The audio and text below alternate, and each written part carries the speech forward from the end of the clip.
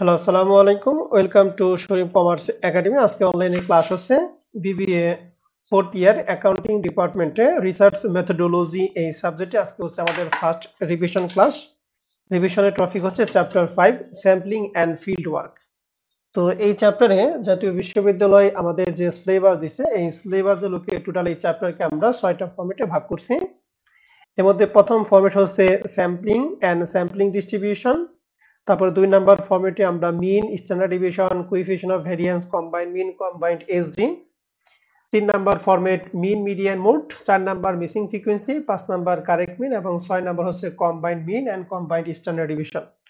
এই 6টা ফরম্যাটে এই চ্যাপ্টারকে আমরা ভাগ করছি। মূলত এখানে সবগুলো ফরম্যাটই আমরা করছি সেকেন্ড ইয়ারে বিজনেস স্ট্যাটিস্টিক্সে।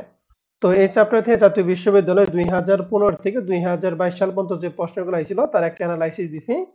দেখতেছি যে 2015 সালে এই চ্যাপ্টার থেকে পার্ট সিতে একটা প্রশ্ন দিছে, 16 সালে পার্ট সিতে একটা, 17 সালে পার্ট বিতে একটা, 18 সালে পার্ট সিতে একটা, 19 সালে কোনো প্রশ্ন হয় নাই, 20 সালে পার্ট সিতে একটা, 21 সালে কোনো প্রশ্ন হয় নাই, 22 সালে পার্ট বিতে একটা দিছে। তাহলে তোমরা পরীক্ষা দিবে 2023 সালে। আশা করি 2023 সালে এখান থেকে পার্ট বি অথবা পার্ট সিতে যে কোনো একটা প্রশ্ন থাকবে। তবে 5 নাম্বার চ্যাপ্টার থেকে 6 নাম্বার চ্যাপ্টারটা তোমাদের জন্য বেশি গুরুত্বপূর্ণ। যদি এই 5 নাম্বার চ্যাপ্টার থেকে যদি পরীক্ষার মধ্যে প্রশ্ন না আসে তাহলে মনে রাখবা 6 নাম্বার চ্যাপ্টার থেকে পার্ট বি তে 2টা প্রশ্ন এবং পার্ট সি তে একটা প্রশ্ন কনফার্ম থাকবেই। তো আশা করি এই চ্যাপ্টার অ্যানালাইসিসটা তোমরা বুঝতে পারছো। তো এখানে আমাদের যেহেতু 6টা ফরম্যাট, আমরা একটা ফরম্যাট আমরা প্রথমে আপনাদের সমস্যাগুলি আমরা দেখিয়ে দিব। শুরুতেই আমাদের যে format 1 sampling and sampling distribution, এই ফরম্যাটের ক্ষেত্রে কমার্স পাবলিকেশনের বইয়ের একটা প্রশ্ন ছিল, সেটা হলো যে ভ্যারিয়েন্সটা, এই যে এই ভ্যারিয়েন্সের অঙ্কটা আমাদের শীটের যে অঙ্কটা ছিল এটা ওই অঙ্কের মতোই হুবহু। তো আশা করি এই শীটের অঙ্ক যদি পড়ো তাহলে ওই অঙ্কটার সমস্যার সমাধান হয়ে যাবে। তারপরে যে সমস্যা থেকে আমি দেখিয়ে দিব।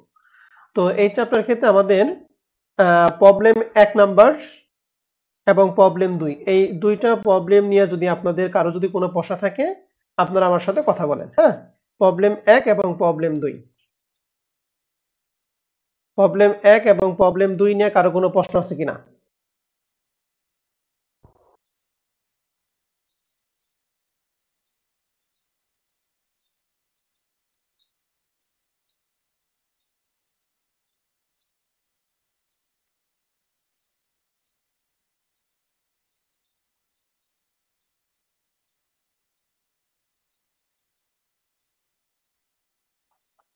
প্রশ্ন নাই স্যার।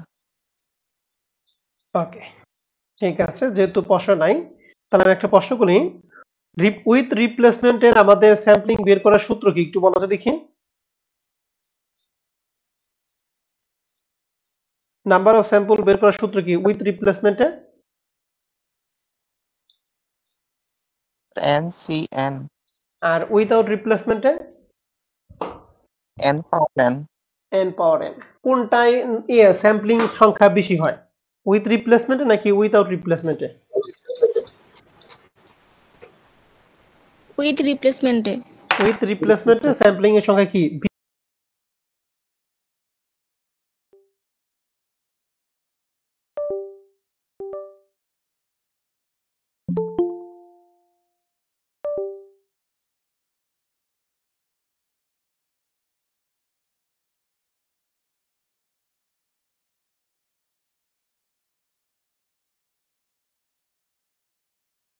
সংখ্যা বেশি হয় আর উইদাউটে কি কম হয়? তো এই আন্ডারে আমাদের কিছু এক্সারসাইজ দিয়েছিল, এক্সারসাইজ 1 থেকে এক্সারসাইজ 5 এর মধ্যে আপনাদের কারো কোনো প্রশ্ন আছে কিনা? এক্সারসাইজ 1 থেকে এক্সারসাইজ 5 এর মধ্যে।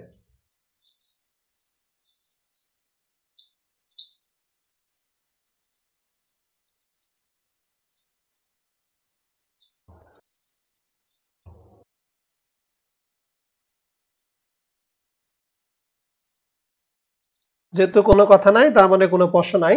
আপনার এখানে 6টা প্রশ্নই ছিল। হ্যাঁ, তো 6 পর্যন্ত কারো কোনো প্রশ্ন আছে এক্সারসাইজ 1 থেকে এক্সারসাইজ 6 পর্যন্ত?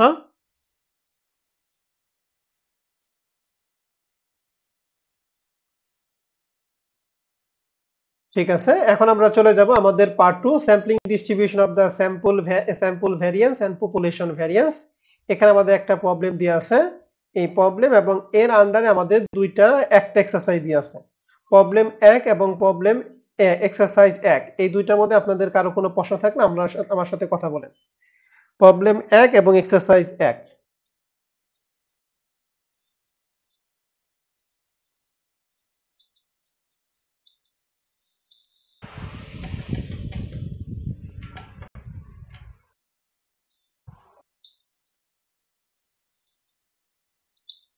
পার্ট 2 এর প্রবলেম 1 এবং এক্সারসাইজ 1 কারো কোনো কোশ্চেন আছে?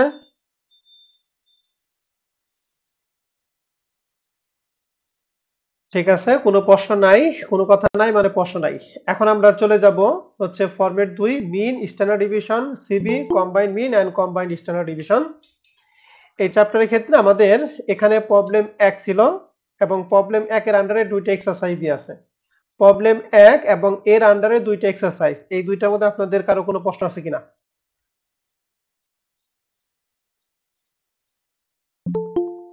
প্রবলেম 1 এবং এক্সারসাইজ 1 এক্সারসাইজ দুইটা আছে না? এক্সারসাইজ দুইটা, প্রবলেম 1 এবং এক্সারসাইজ দুইটা, এই দুইটার মধ্যে কারো কোনো প্রশ্ন আছে কিনা বলেন।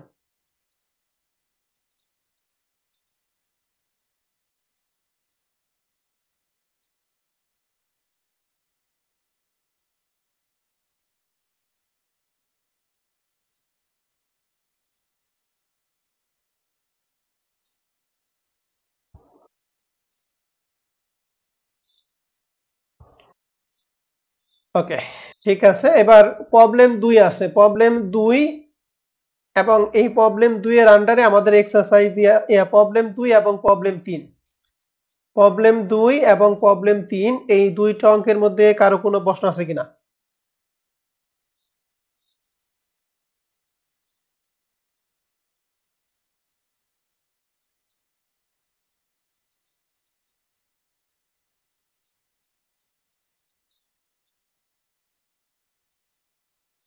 নাই sir.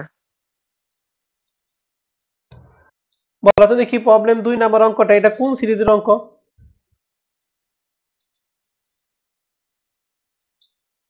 Sir series individual. Individual, good. Okay, আর এই যে প্রবলেম 3 নাম্বারটা কোন সিরিজের অঙ্ক? কন্টিনিউয়াস। কন্টিনিউয়াস। কন্টিনিউয়াসের মধ্যে কোনটা? এক্সক্লুসিভ। এক্সক্লুসিভ, গুড, ধন্যবাদ। আমরা পড়াশোনা করছো। এক্সারসাইজ 1 এটা আমাদের অন্য ফরম্যাটের অঙ্ক, এখানে ভুলে চলে আসে। এক্সারসাইজ 2 থেকে এক্সারসাইজ 4 পর্যন্ত এই তিনটা অঙ্কের মধ্যে কারো কোনো প্রশ্ন আছে কিনা? এক্সারসাইজ 2 থেকে এক্সারসাইজ 4 পর্যন্ত।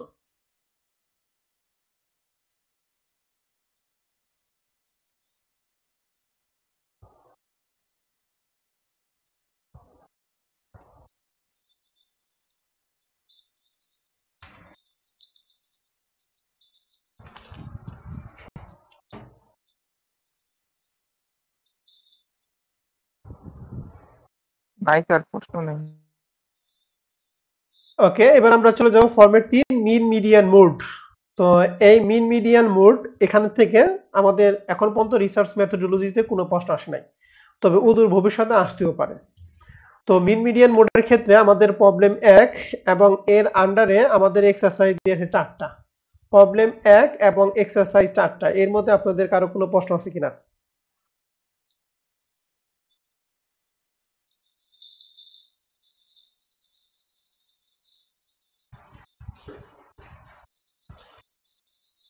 প্রবলেম 1 এবং এর আন্ডারে আমাদের 4টা এক্সারসাইজ দিয়ে আছে, এর মধ্যে কারো কোনো প্রশ্ন আছে কিনা?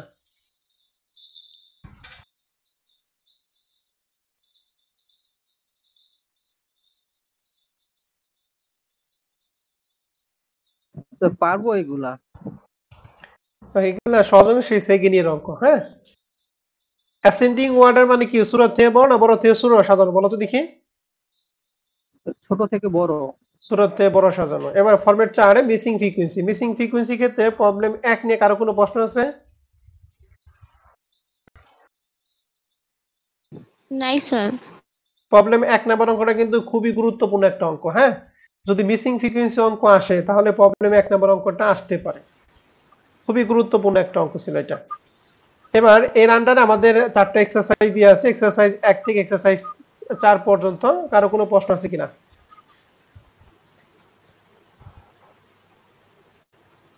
যদি না থাকে তাহলে আমি একটা প্রশ্ন করব।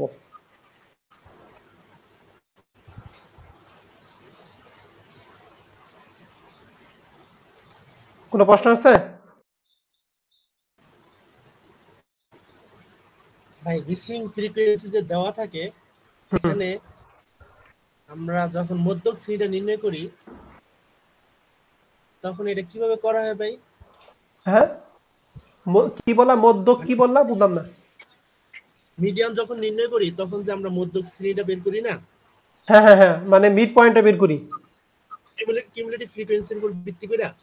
না না, এই যে মিডিয়ান মোডের মান যেটা প্রশ্নে দেওয়া থাকবে, যে মোডের মান প্রশ্নে দেওয়া আছে 32, মিডিয়ানের মান দেওয়া আছে 34, তাহলে 32 এবং 34 এই দুটো দেখতে হবে কোন ক্লাসের মধ্যে আছে, সেটাই হচ্ছে আমাদের মিডিয়ান এবং মোডের ক্লাস। এটা মিসিং ফ্রিকোয়েন্সি ক্ষেত্রে, বাট অন্যান্য ক্ষেত্রে কিন্তু মোডের ক্ষেত্রে আমরা নির্ণয় করি n/2 এর সূত্র অ্যাপ্লাই করে, আর মিডিয়ান মোডের ক্ষেত্রে আমরা অ্যাপ্লাই করি ম্যাক্সিমাম ফ্রিকোয়েন্সি কোনটা আছে তার উপর ভিত্তি করে। ঠিক আছে? বুঝছি। মিসিং ফ্রিকোয়েন্সির ক্ষেত্রে মানগুলি প্রশ্নে সরাসরি দিয়ে আছে, তাহলে যেমন এই যে মিডিয়ানের মান দিয়েছে 34, তাহলে 34 আছে 30 থেকে 35 এর মধ্যে, আবার মোডের মান দিয়ে আছে 32, 32 আছে 30 থেকে 35 এর মধ্যে আছে। কিন্তু এটা যদি মিসিং না হয়ে যদি নর্মাল অঙ্ক হইতো, তাহলে মোডের মানটা আমরা সূত্রে অ্যাপ্লাই করতাম n/2, ওই সূত্রে অ্যাপ্লাই করে যেখানে হতো সেটা আমরা সিএফ এর ঘরে দেখতাম, কিউমুলেটিভ ফ্রিকোয়েন্সি ঘরে দেখতাম। ঠিক আছে? হ্যাঁ ভাই বুঝছি। আর মোডের ক্ষেত্রে দেখতাম ম্যাক্সিমাম ফ্রিকোয়েন্সি কোনটায় আছে। ক্লিয়ার? জি ভাই। ওকে, ঠিক আছে। এবার আপনারা প্রশ্ন করবেন ফরম্যাট 5 কারেক্ট মিন। এই কারেক্ট মিন বের করার জন্য আমাদের তিনটা স্টেপ। এই স্টেপ তিনটা একজন বলো তো দেখি। স্টেপ তিনটা আমাদের প্রথমে কি বের করি আমরা?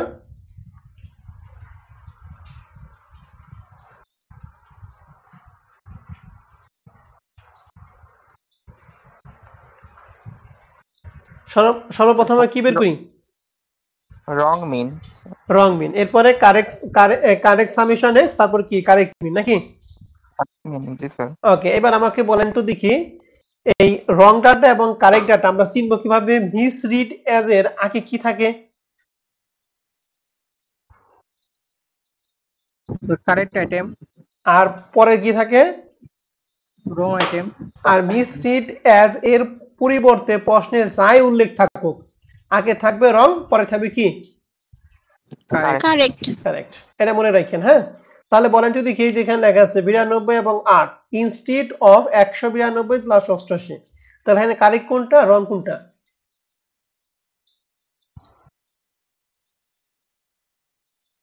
বলেন।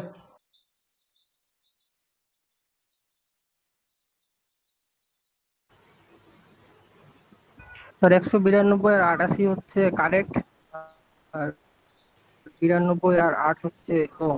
রং। ওকে, ঠিক আছে। তাহলে প্রবলেম 1 এবং এর আন্ডারে এক্সারসাইজ একটা দিয়ে আছে। প্রবলেম 1 এবং এক্সারসাইজ 1, এই দুইটার মধ্যে কারো কোনো প্রশ্ন আছে কিনা?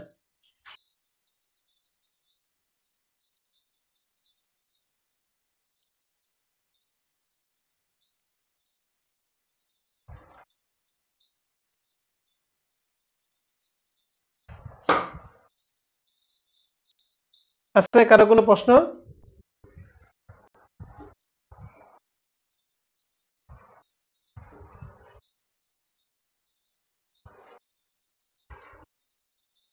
বুঝতে পারছি, কোনো প্রশ্ন নাই। আমি চলে যাব আমরা ফরম্যাট 6, কম্বাইন্ড মিন এবং কম্বাইন্ড স্ট্যান্ডার্ড ডিভিশন। এই ফরম্যাটটা গুরুত্বপূর্ণ একটা ফরম্যাট। যদি পরীক্ষার মধ্যে কম্বাইন্ড মিন এবং কম্বাইন্ড স্ট্যান্ডার্ড ডিভিশন থেকে আসে, তাহলে এখান থেকে আসতে পারে। তো কম্বাইন্ড মিনের সূত্র হচ্ছে এইটা, আর কম্বাইন্ড স্ট্যান্ডার্ড ডিভিশন সূত্র হচ্ছে এইটা। কম্বাইন্ড স্ট্যান্ডার্ড ডিভিশন বের করার জন্য আমাদের এক্সট্রা ভাবে একটা ওয়ার্কিং করতে হয়, তার নাম হচ্ছে D1 D2। দুইটার ক্ষেত্রে D1 এবং D2 বের করবো, আর তিনটার ক্ষেত্রে D1 D2 D3 বের করবো। কেউ কি বলতে পারবা D1 বের করার সূত্র কি?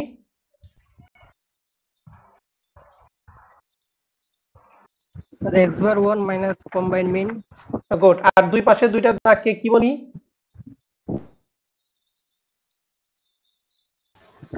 পরম মান, অ্যাবসোলিউট বা পরম মান। এটা কাজ কি? যে কোনো সময় কি করা? পজিটিভ করা, অর্থাৎ নেগেটিভরে কি করা? পজিটিভ করা। কিন্তু পজিটিভরে নেগেটিভ করা না কিন্তু। তার মানে D1 এর মান D2 এবং D3 এর মান কখনোই কি নেগেটিভ হবে? না স্যার। কখনোই নেগেটিভ হবে না। ওকে, প্রবলেম 1 এটা নিয়ে আপনাদের কারো কোনো প্রশ্ন আছে? প্রবলেম 1 নিয়ে। এখানে সবচেয়ে বড় কথা হলো কোনটার মান কি, এটা ধরাটা ইম্পর্টেন্ট বিষয়। কারো কোনো প্রশ্ন থাকলে কথা বলো।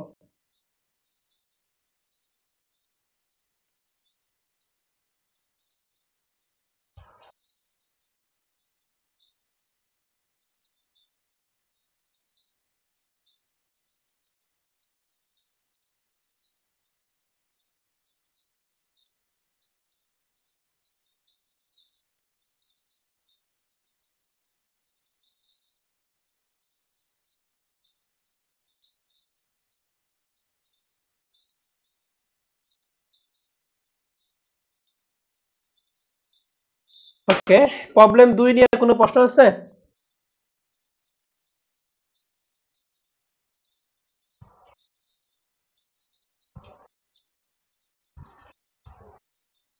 নাই স্যার। প্রবলেম 3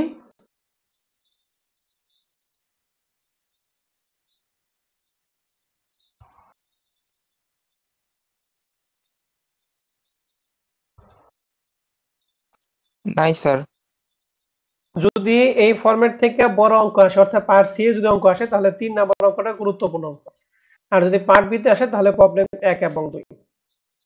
ওকে, এর আন্ডারে আমাদের 4টা এক্সারসাইজ দিয়েছে। এক্সারসাইজ 1 থেকে 4 পর্যন্ত আপনাদের কারো কোনো প্রশ্ন আছে কিনা?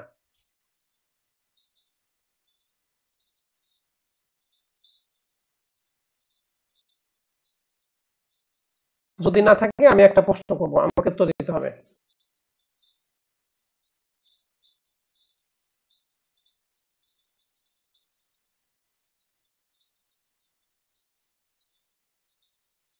কারো কোনো প্রশ্ন আছে এক্সারসাইজ 1 থেকে 4 পর্যন্ত?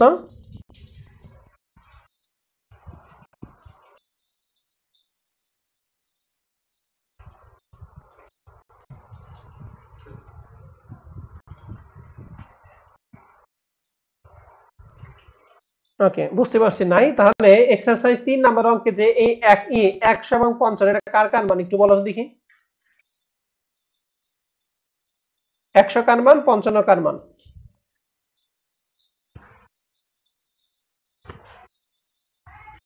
100 জন গার্লসের মিন দিয়ে আছে 55, তাহলে 100 এবং 55 কার কার মান? 100 হচ্ছে আমার মান, 55 হচ্ছে মিনের মান। মিনের মান। আর এই 58 কার মান? Combined mean. কম্বাইন মিন। মিন 150 কার মান? N2. তে কার মান বের করতে হবে? x বার 2 এর X bar মান। 2. গুড। তাহলে এখানে x বার 1 50, এই 100 সরি n1 100, x বার 1 55। কম্বাইন্ড x বারের মান হচ্ছে 58 আর 150 জন বয়স, তার মানে এটা n2 এর মান বের করতে হবে মিনের মান, তার মানে x বার 2 আমাদের প্রশ্ন থেকে কি করতে হবে? বের করতে হবে। তো এই ছিল আমাদের অঙ্ক। আর 5 নম্বর অঙ্কটা প্রবলেম 2 এর মতো, যেহেতু আপনাদের কোনো কথা নাই, তার মানে আমরা এখানেই রিভিশন ক্লাস শেষ করছি। এখন কমার্স পাবলিকেশন বইয়ের কিছু অঙ্ক আপনারা বলছিলেন, এর মধ্যে 3, 4, 5 এই 4 নাম্বার অঙ্কের মধ্যে আপনাদের সমস্যা জানাবে। এই যে 4 নাম্বার অঙ্কটা একটু পরে আসে, 4 নাম্বার অঙ্কটার মধ্যে একটু আছে, পরিবর্তন আছে। আমরা 7 নাম্বার অঙ্কটা একটু আসি। এই 7 নাম্বার অঙ্কে আপনাদের সমস্যার কোন জায়গায় বলেন তো একটু? এই নিচের মানের ক্ষেত্রে নাকি সূত্রের মধ্যে সমস্যা? এগুলা অঙ্ক কিন্তু আমাদের যে হাইপোথিসিস যে চ্যাপ্টার আছে, হাইপোথিসিস চ্যাপ্টারের ক্ষেত্রে একটা মিন একটা এসডি থাকলে যে সূত্র অ্যাপ্লাই করি, সূত্র কিন্তু এইটা। একটা মিন একটা এসডি থাকলে যে সূত্র অ্যাপ্লাই করা হয়েছে, এই সূত্র কিন্তু এইটা। এই প্রথমটুকু লেখা দরকার না, সরাসরি লিখবা জেড টেস্ট সমান সমান এই সূত্র লিখবা। এখন মানটা কি এখানে সমস্যা নাকি এই যে নিচে সমস্যা বলো তো দেখি, কে প্রশ্ন করছিল এটা? স্যার আমি করছিলাম। হ্যাঁ, সমস্যা কোথায়? পুরাটাই সমস্যা নাকি নিচে মানে সমস্যা?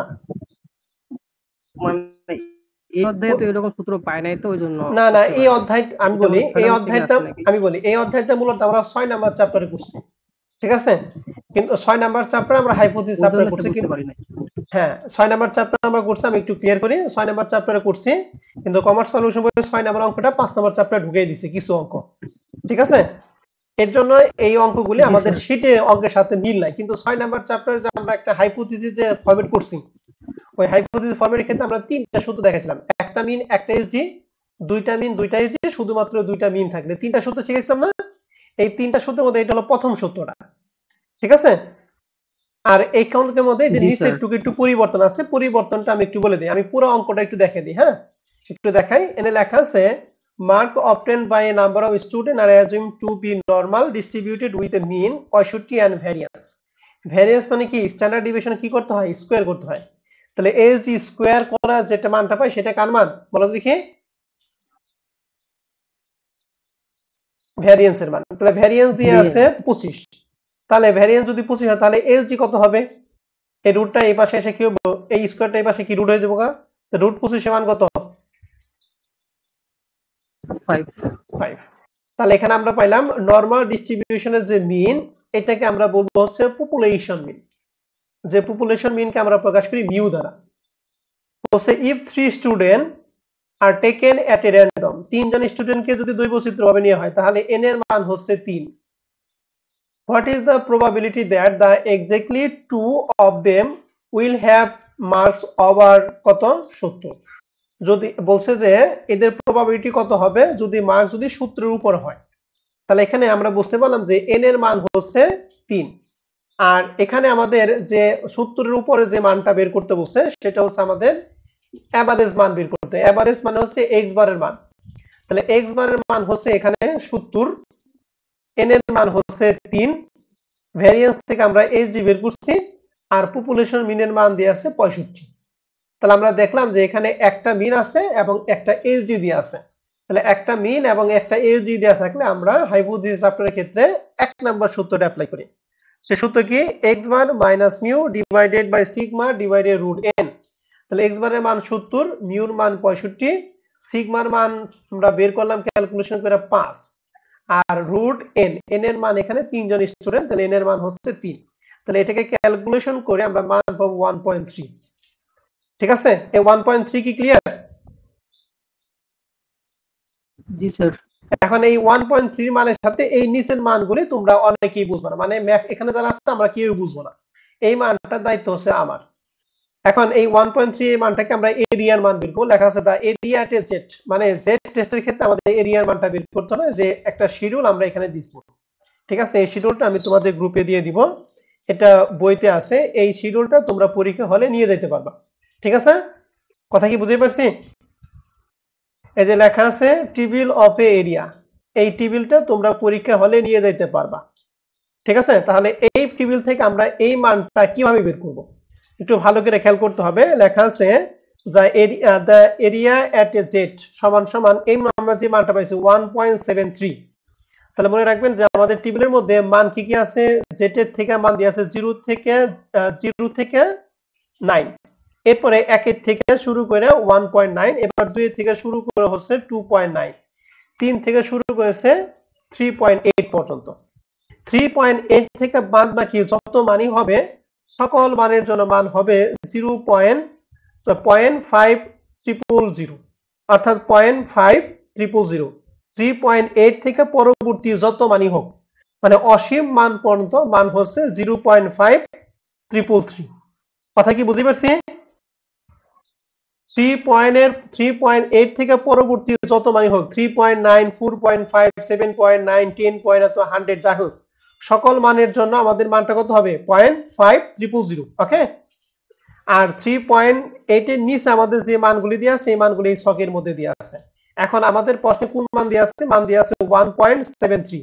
তাই 1.73 মানটা কোথায়? যে 1.7 পাইছি। এই 1.7 আন্ডার দেখতে হবে 3 কোথায় আছে, দেখেন এই যে এখানে 0, 1, 2, এই যে 3।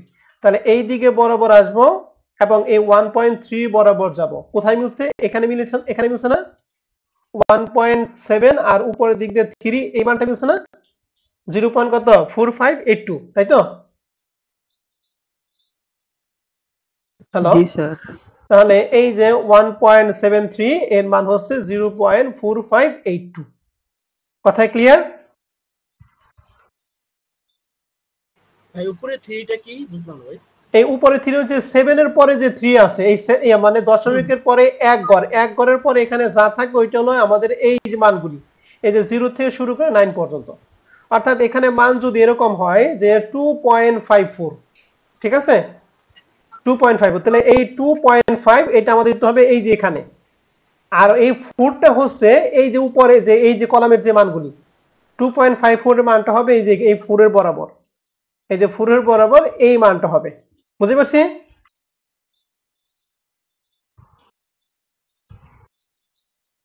কথা বুঝো নাই? হ্যালো,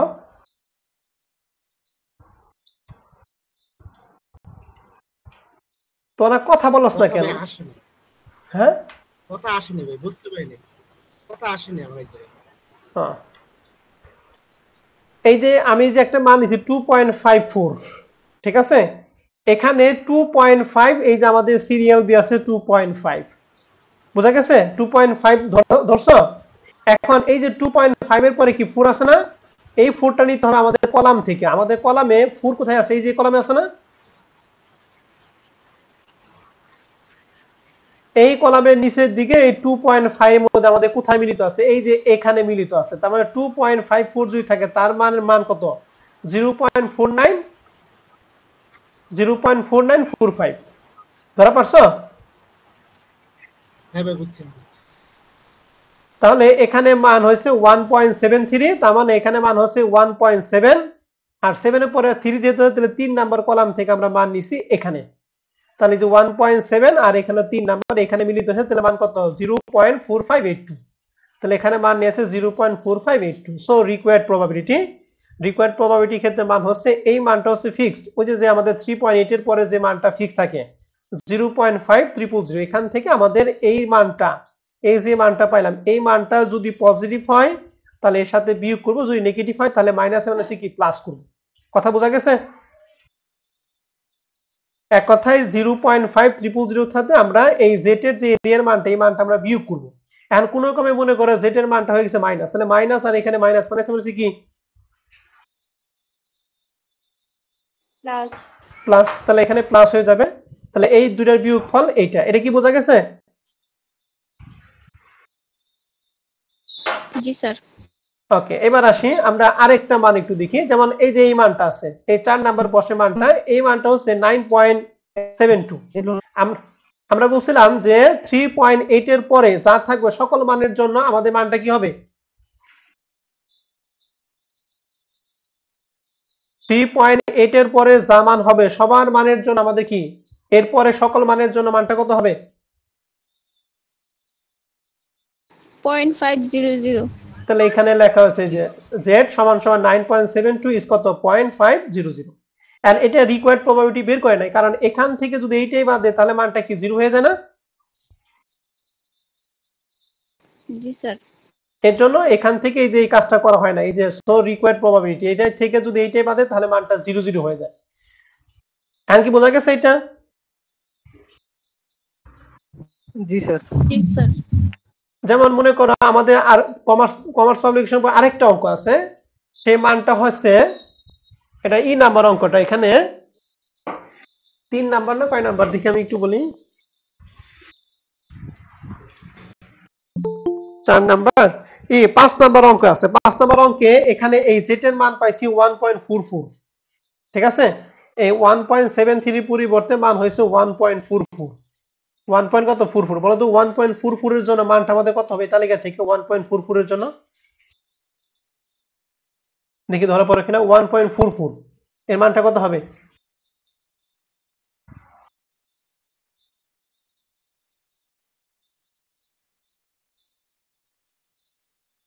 0.4251 গুড এই যে 1.4 এটা আর 4 এর পরে 4 আছে 4টা মানে কি যে 4 নাম্বার কলামে যে মানটা তাহলে 1.4251 গুড এই ধরা পড়ছো তাহলে এই যে 4215 এখান থেকে 0.5300 থেকে এই মানটা আমরা তখন কি করব বাদ দিব কথা বোঝা গেছে জি স্যার তাহলে এটা কি আমরা বুঝতে পারছি এই যে মানটা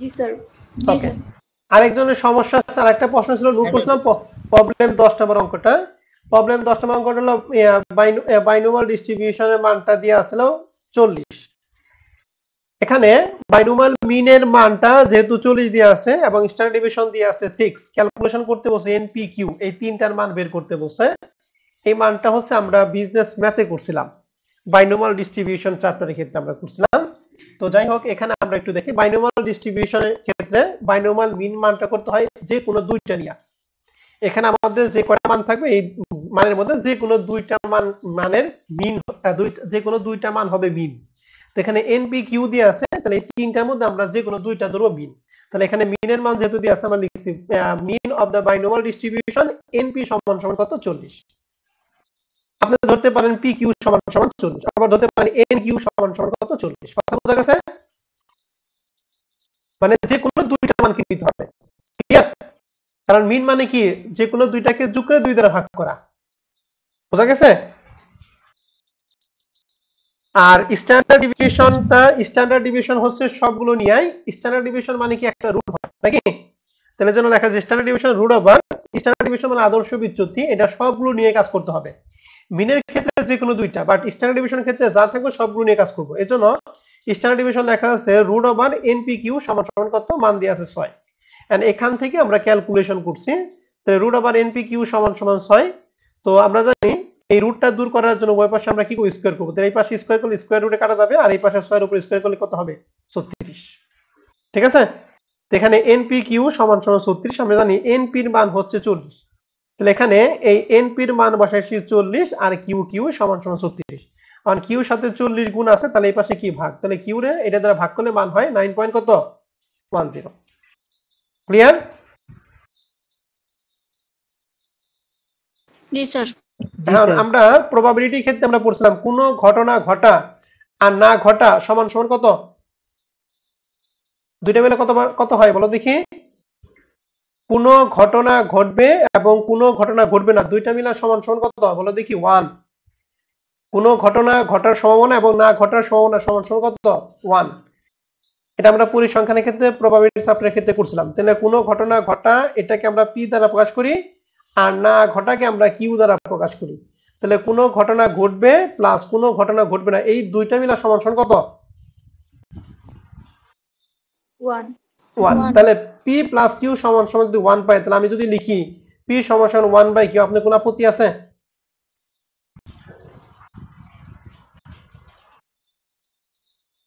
কথা বলেন। না স্যার। তাহলে এখানে লেখা আছে পি সমান সমান 1 বাই কিউ, তারপর এখান থেকে কিউ এর মান বসে মানটা বের করা হয়েছে। তাহলে পি এর মান পাইছে 1 পয়েন্ট কত 1 পি এর মান পাইছি 1 বাই কত 10। তাহলে কিউ এর মান পাইছি 9 বাই 10, পি এর মান পাইলাম 1 বাই 10। এখন আমাদের মান বের করতে হবে, কার মান, পি এর মান বের করতে হবে। তো লেখা আছে আমরা জানি শুরুতেই জানি এনপি সমান সমান 40, তাহলে এনপি এর মান সমান সমান 40, এন এর মান বের করব। তাহলে পি এর মান পাইছি 1 বাই 10 সমান সমান, অতএব এন সমান সমান কত 400। তাহলে এন পি কিউ এর মান এগুলা পাইছি। বুঝতে পারছেন? তাহলে এই অঙ্কের মধ্যে সবচেয়ে ইম্পর্টেন্ট টিপস হচ্ছে পি সমান সমান 1 বাই কিউ যে কই থেকে আসলো এটা বোঝাটা। তাহলে এটা কিভাবে আসলো, কোন ঘটনা ঘটা এবং না ঘটার সম্ভাবনা সমান সমান কত, 1। এই জন্য লেখা আছে কোন ঘটনা ঘটা মানে প্রবাবিলিটি পি এর মান প্রকাশ করি, আর কোন ঘটনা না ঘটাকে আমরা কিউ দ্বারা প্রকাশ করি। তাহলে দুইটা মিলা সমান সমান 1, অতএব এখান থেকে পি সমান সমান লিখতে পারি 1 বাই কিউ, অথবা লিখতে পারি কি সমান সমান কি 1 বাই পি, যে কোনো একটা লিখলে হবে। কথা ক্লিয়ার সবাই?